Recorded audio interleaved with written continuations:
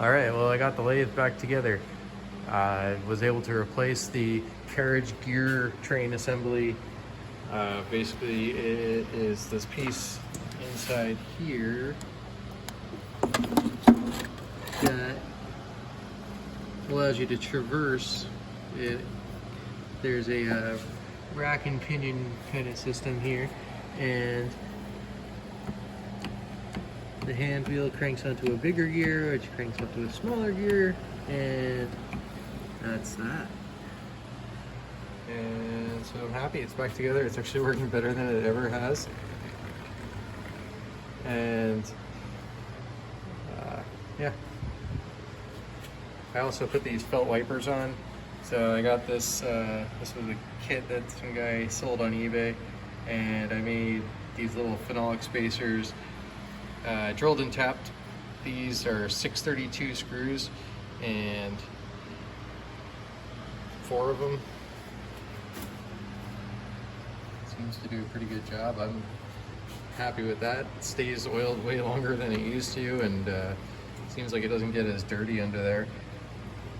This is not a high precision machine anyway, but try and keep it clean and try and keep it going nicely.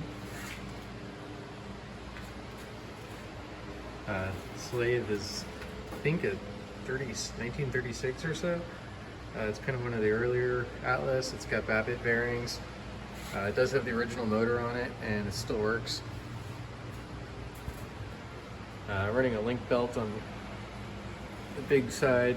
I tried putting a link belt in here, but the link belt is wider, and it was making a lot of noise on the pulley, so I ultimately wound up keeping the solid belt here with the linked belt here. So that's been the quietest, and I like that. I also added a, this is a drum switch, and I wired that into the motor. I had to take the motor apart and change the internal wiring so I was able to reverse it. But let's fire it up. Let's probably tighten that, and we can reverse it.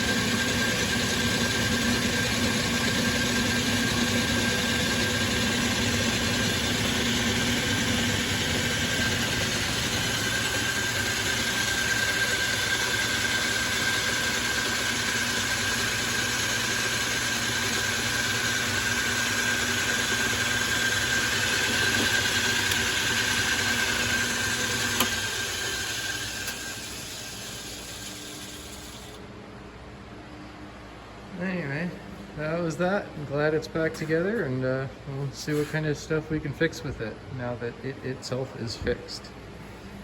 Talk to you later.